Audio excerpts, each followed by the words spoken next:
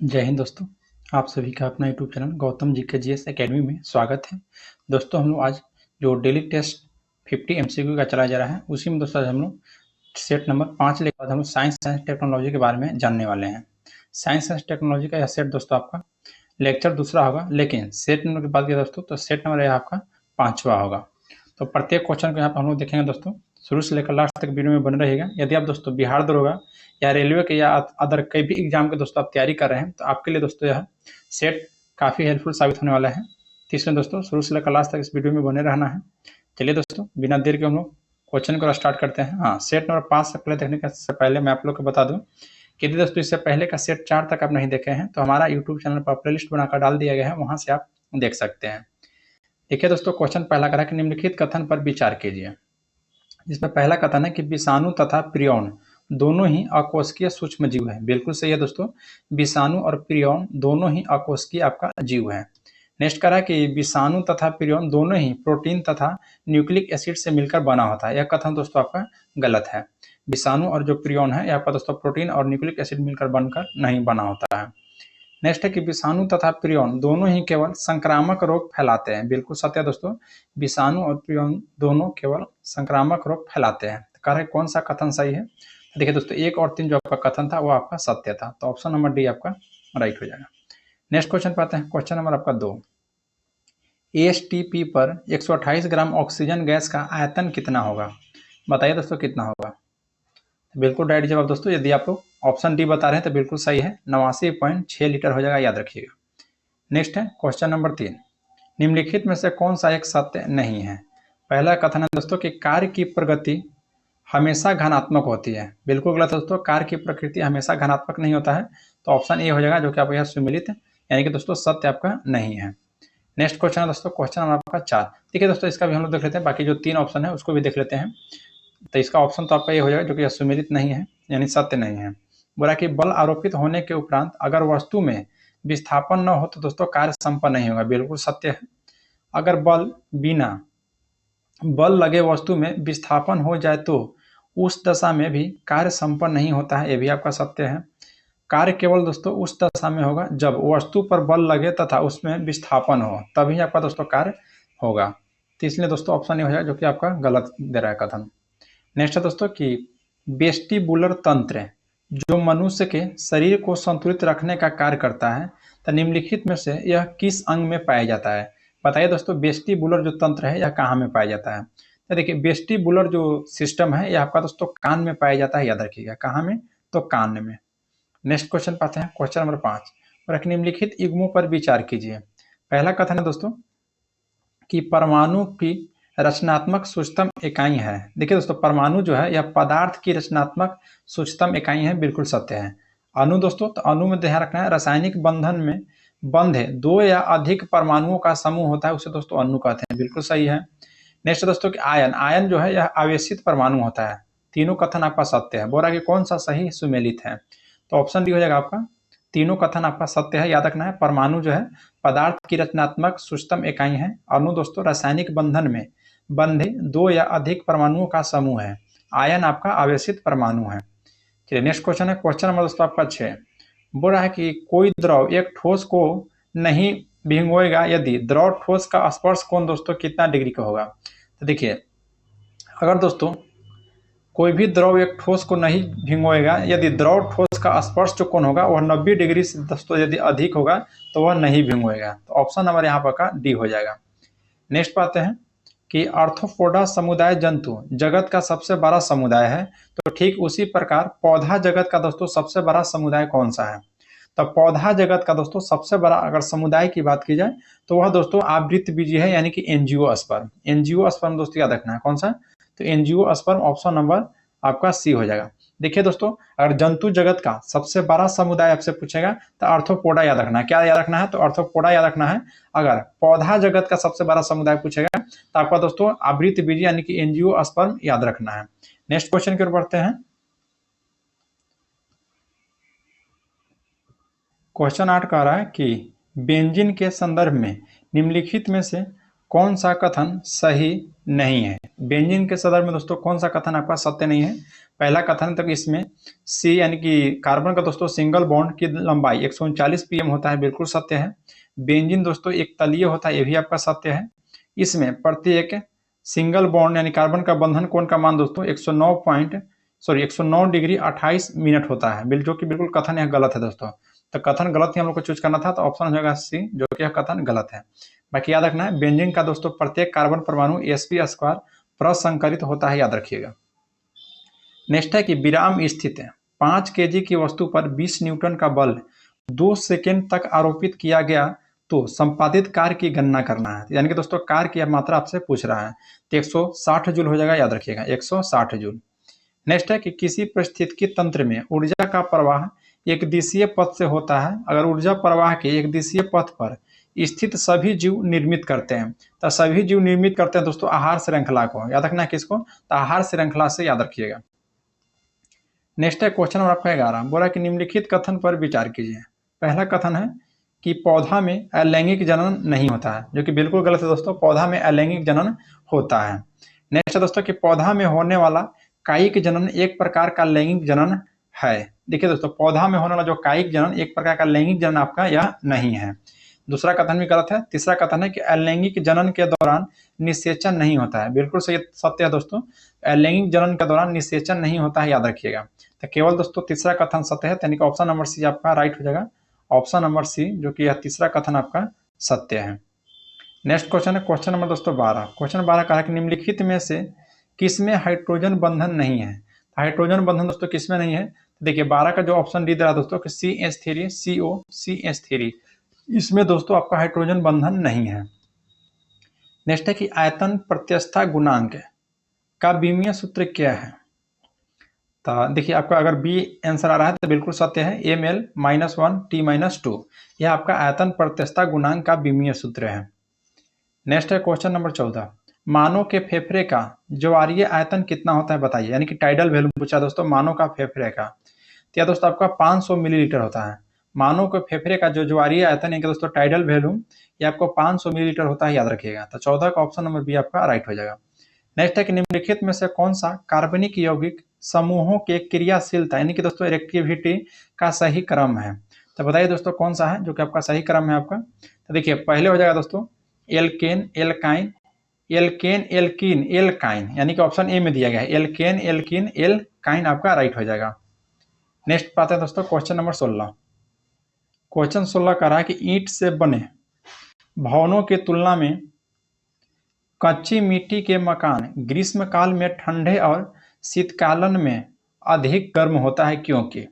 देखिए दोस्तों ईंट से जो भी भवन बना होता है या कच्ची मिट्टी के मकान ग्रीष्मकाल में ठंडा और शीतकाल में दोस्तों अधिक गर्म होता है, क्योंकि दोस्तों यह इसलिए गर्म होता है कि कच्ची मिट्टी उष्मा का बुरी चालक है। तो ऑप्शन देखिए बी में दिया गया है, कच्ची मिट्टी दोस्तों उष्मा का बुरी चालक है, यह आपका राइट हो जाएगा दोस्तों, ऑप्शन नंबर बी आपका राइट हो जाएगा। नेक्स्ट क्वेश्चन पाते हैं क्वेश्चन नंबर आपका 17 बोला कि कोस्का सिद्धांत के अनुसार निम्न में से दोस्तों क्या गलत है? सबसे पहले कोस्का सिद्धांत किसने दिया था दोस्तों? तो कोस्का सिद्धांत इनके सेल थ्योरी स्लाइडन एवं स्वान के द्वारा दिया गया था। और यह 17 का दोस्तों कौन सा आपका इसमें बोलना ही कौन सा गलत है? तो देखिए जो कोस्का जो यह जीव कोस्का के बने होते हैं, यह दोस्तों सिद्धांत में बोला गया था, और बोला गया था कि नई कोस्का पुरानी कोस्का से बनती है, ये भी सही है। इसमें फिर दोस्तों कि सभी कोशिका पर कोशिका भीति पाई जाती है, जो कि यह कथन दोस्तों गलत है, सभी कोशिका पर कोशिका भीति नहीं पाई जाती है, याद रखिएगा। एक कोशिका स्वतंत्र रूप से दोस्तों जीवित रह सकता है, बाकी दोस्तों सभी कथन सत्य है, लेकिन दोस्तों ऑप्शन जो सी है यह आपका कथन गलत है। नेक्स्ट है कि सोडियम स्टीएरेट एक लवण है, यह किस में प्रयुक्त होता है बताइए? सोडियम स्टीएरेट एक लवण है, यह किस में प्रयुक्त होता है? तो यह दोस्तों साबुन बनाने में प्रयुक्त होता है, साबुन बनाने में, याद रखिएगा। नेक्स्ट है क्वेश्चन आपका 19। क्वेश्चन 19 कह रहा है कि एक रेसिंग कार एक समान त्वरण 4 मीटर पर सेकेंड स्क्वायर है, तो गति प्रारंभ करने के 10 सेकेंड बाद यह कितने दूर तय करेगी? तो बताइए दोस्तों यह कितने दूर तय करेगी? तो दोस्तों 200 मीटर। कितने?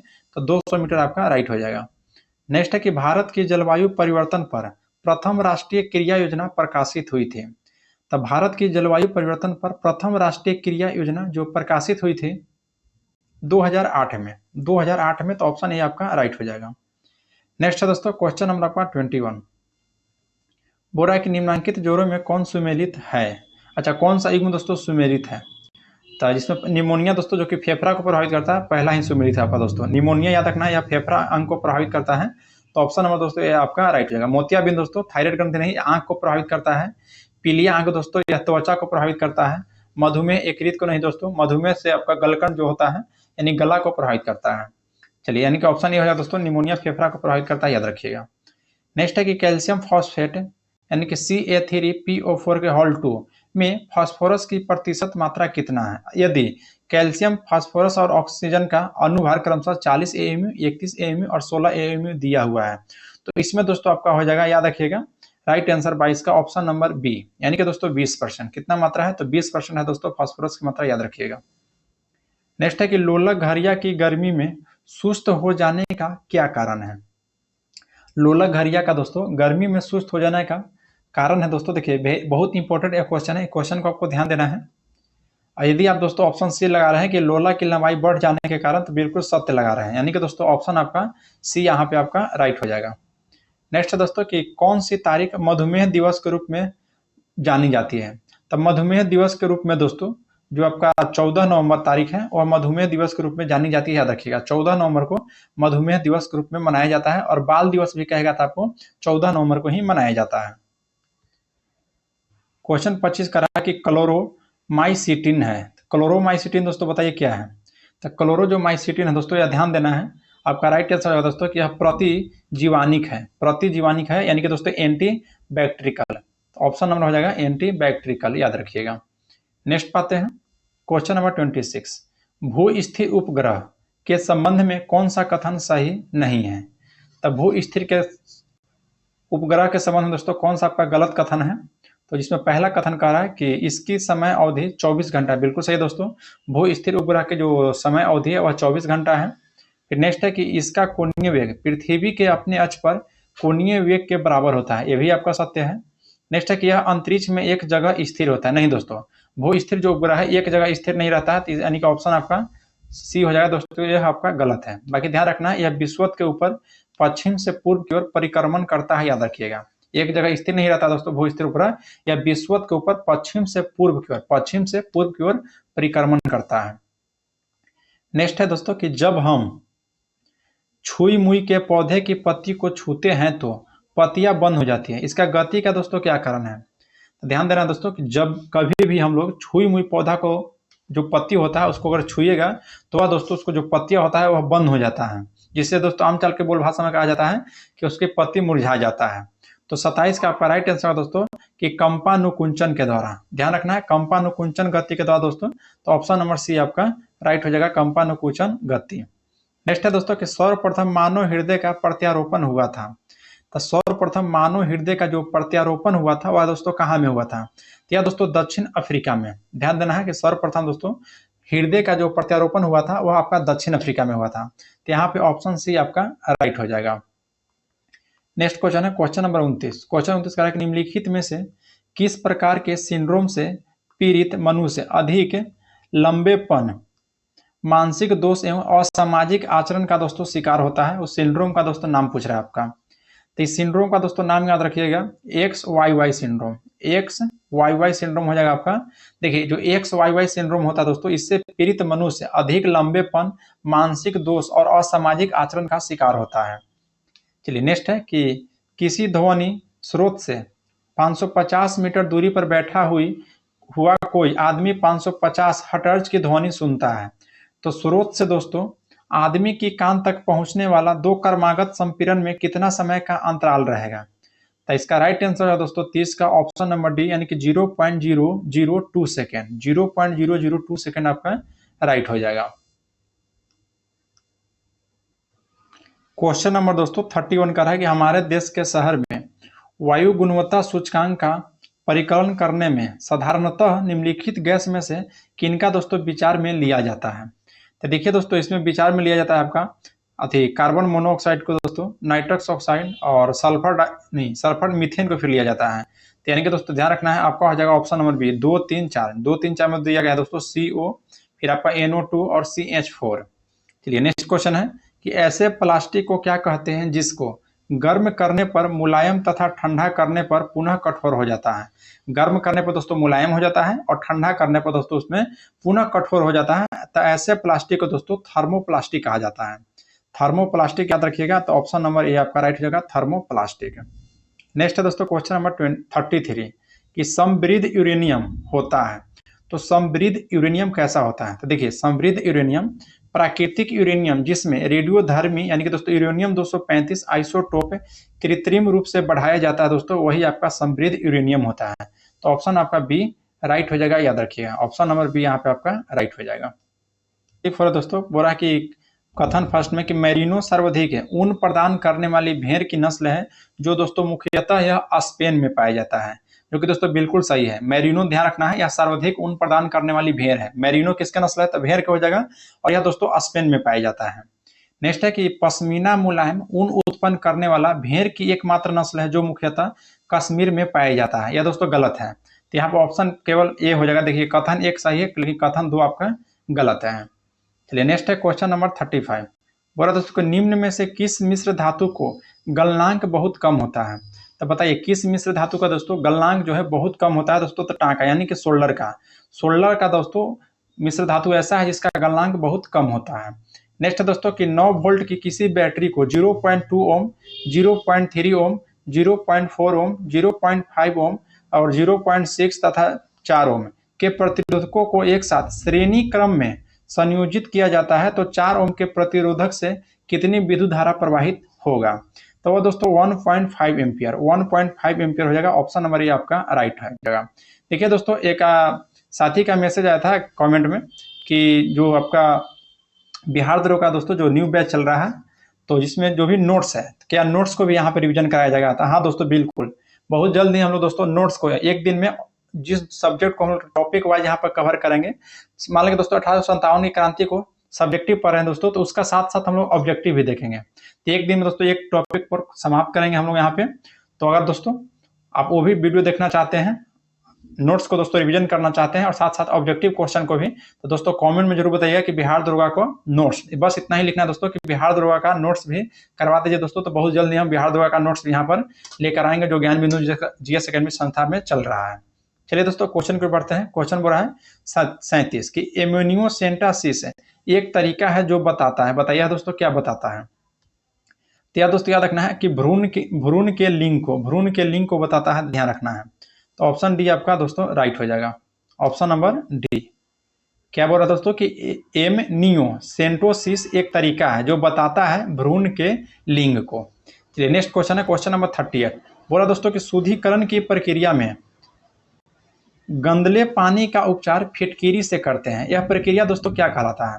तो देखिए दोस्तों, शुद्धिकरण की प्रक्रिया में जो गंदे पानी का उपचार फिटकीरी से हम लोग करते हैं, इस प्रक्रिया का दोस्तों अस्कंदीकरण कहलाता है। अगर दोस्तों ऑप्शन आप बी लगा रहे हैं तो बिल्कुल राइट है, अस्कंदीकरण ही कहलाता है।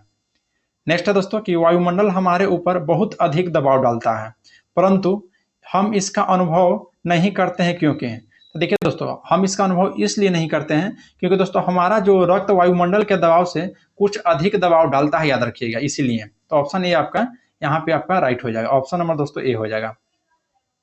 चलिए नेक्स्ट क्वेश्चन को बढ़ते हैं। क्वेश्चन नंबर आपका 40 बोल रहा है कि निम्नलिखित में से कौन सा विश्व भर में वृक्ष मित्र के नाम से प्रसिद्ध है?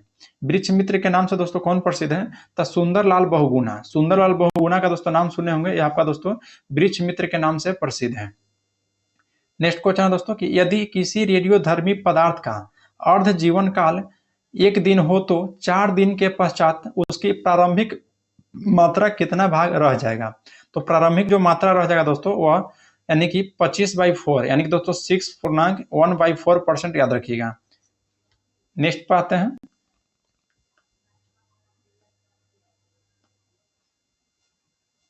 शुगर है कि ऑक्सीजन की +2 ऑक्सीकरण अवस्था वाला यौगिक निम्नलिखित में से कौन सा है? तो राइट आंसर है दोस्तों ऑप्शन है F2O है, F2O। नेक्स्ट है कि पीतल किसकी मौजूदगी में निरंतर रहने से वायु में रंगहीन हो जाता है? बताइए पीतल दोस्तों किसकी मौजूदगी में निरंतर रहने से वायु में रंगहीन हो जाता है? तो दोस्तों याद रखिएगा हाइड्रोजन सल्फाइड को, हाइड्रोजन सल्फाइड के दोस्तों मौजूदगी में। तो ऑप्शन नंबर आपका बी हो जाएगा। नेक्स्ट है दोस्तों कि खाने का नमक बरसात के मौसम में गीला हो जाता है, क्यों? बताइए दोस्तों, क्यों गीला हो जाता है? तो देखिए दोस्तों, इसका साधारण सा उपाय है कि जो सोडियम क्लोराइड में मैग्नीशियम क्लोराइड जैसी आसंजक अशुद्धता होती है, इसी के कारण दोस्तों, तो ऑप्शन नंबर आपका डी राइट हो जाएगा। चलिए नेक्स्ट क्वेश्चन पाते हैं। क्वेश्चन नंबर दोस्तों 45 कि निम्नलिखित में से किस वैज्ञानिक ने पोलोनियम तत्व की खोज किया था?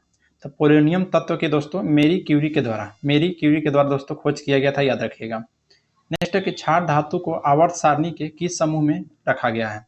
क्षार धातु को दोस्तों आवर्त सारणी में किस समूह में रखा गया है? क्या दोस्तों? फर्स्ट, ध्यान रखना है किस समूह में रखा गया, तो फर्स्ट एक ए समूह में आपका रखा गया है। नेक्स्ट है दोस्तों क्वेश्चन नंबर 47, बोला कि हाइड्रोक्लोरिक अम्ल एसिटिक अम्ल से अधिक शक्तिशाली होता है, क्योंकि? तो हाइड्रोक्लोरिक अम्ल दोस्तों एसिटिक अम्ल से अधिक शक्तिशाली होता है, इसलिए क्योंकि दोस्तों ध्यान देना है कि इसमें हाइड्रोजन प्लस आयन उत्पन्न करने हेतु संपूर्ण आयनित हो जाता है, इसलिए दोस्तों ऑप्शन नंबर आपका बी राइट हो जाएगा। नेक्स्ट है कि बॉक्साइट का रासायनिक नाम क्या है? तो बॉक्साइट का दोस्तों जो आपका रासायनिक नाम है, बताइए क्या है?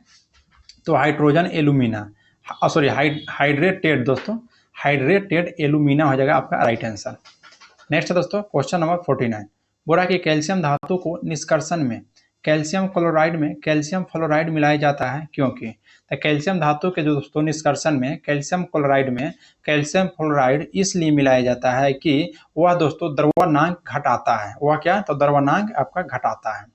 नेक्स्ट दोस्तों निम्नलिखित में से किस यौगिक का उपयोग अग्निरोधक कपड़ा बनाने में किया जाता है? बताइए, अग्निरोधक कपड़ा बनाने में दोस्तों किसका उपयोग किया जाता है? तो यह दोस्तों याद रखना है एल्यूमिनियम सल्फेट का दोस्तों आपको अग्निरोधक कपड़ा बनाने में उपयोग किया जाता है। देखिए दोस्तों यहाँ पे आपका 50 क्वेश्चन आपका समाप्त हुआ। अगर आप लोग को वीडियो अच्छा लग रहा हो दोस्तों तो लाइक जरूर कीजिएगा, और 50 क्वेश्चन के साथ साथ दोस्तों सेट नंबर 5 को समाप्त कर दिए। चलिए दोस्तों मिलते हैं आपसे नेक्स्ट वीडियो में। जय हिंद दोस्तों।